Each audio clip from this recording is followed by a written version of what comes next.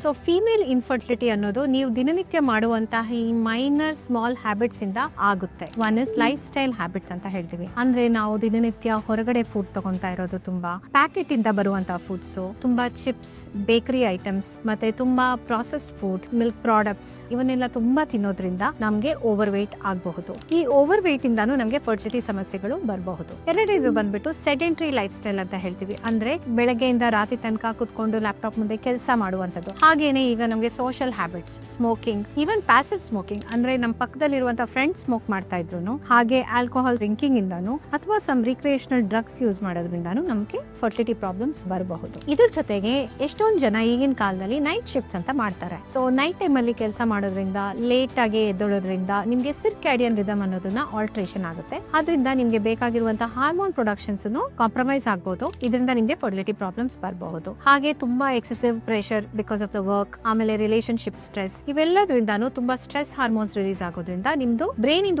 ಬರುವಂತಹ hormones alterations ಬಂದು ನಿಮ್ ಫರ್ಟಿಲಿಟಿ ಅಫೆಕ್ಟ್ ಆಗಬಹುದು. ಸೊ ಆಮೇಲೆ ಬಂದ್ಬಿಟ್ಟು ನಿದ್ದೆ ನೀವು ಕರೆಕ್ಟ್ ಆಗಿ ಮಾಡ್ಲಿಲ್ಲ ಅಂದ್ರೂ ನಿಮ್ಗೆ ಸ್ಟ್ರೆಸ್ ಇದ್ದು ಅದರಿಂದ ನಿಮ್ ಹಾರ್ಮೋನಲ್ ಫ್ಲಕ್ಚುಯೇಷನ್ಸ್ ಆಗಿನೂ ನಿಮ್ಗೆ ಫರ್ಟಿಲಿಟಿ ಇಶ್ಯೂಸ್ ಆಗ್ಬಹುದು.